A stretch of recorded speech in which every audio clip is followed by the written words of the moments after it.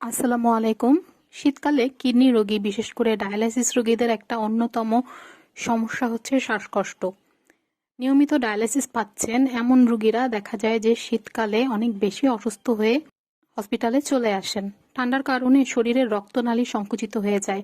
এমনিতেও কিডনি ঠিকমতো পানি বের করতে পারে না এসব রোগীর ক্ষেত্রে, ফলে অতিরিক্ত পানি শরীরে জমে যায় এবং ফুসফুসে যখন এই পানিটা জমে যায় তখনই শ্বাস নিতে কষ্ট হয়। আজকের এই ভিডিওটা করার মূল লক্ষ্য হচ্ছে যে সবাইকে জানানো যে বিশেষ করে যারা ডায়ালাইসিস রোগী আছেন তাদেরকে ইনফর্ম করা যে কোন কোন খাবারগুলো খেলে শরীরে পানি জমার প্রবণতা বাড়তে পারে। কারণ এমন অনেক খাবার আছে যেগুলো আপাত দৃষ্টিতে দেখলে মনে হয় যে পানি নেই, কিন্তু এটা 70 থেকে 90% পানি উপস্থিত থাকে, যা শরীরের যে ফ্লুইডের যে লেভেল সেটাকে বাড়িয়ে দেয়।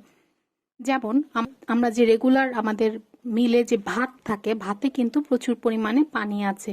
এছাড়াও বিভিন্ন ঝোলযুক্ত তরকারি প্লাস কিডনি ফ্রেন্ডলি যেসব সবজি আছে, যেমন লাউ, চিচিঙ্গা, ধুন্দুল, এই ধরনের সবজিগুলো, মূলা, এতে কিন্তু প্রচুর পরিমাণে পানি থাকে।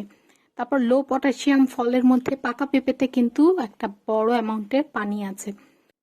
যেসব খাবারে তুলনামূলক কম পানি থাকে তার মধ্যে রুটি, ঝোল ছাড়া সবজি, ডিমের সাদা অংশ, গ্রিল করা মাছ, মাংস এগুলো অন্যতম।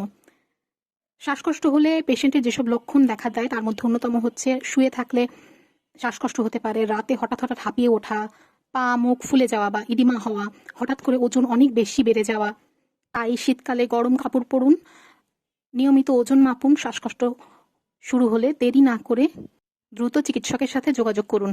মনে রাখবেন, শ্বাসকষ্ট অবহেলার বিষয় না। সঠিক খাবার, নিয়ন্ত্রিত পানি, নিয়মিতভাবে ডায়ালাইসিস নিলে অবশ্যই আপনি নিরাপদে থাকতে পারবেন।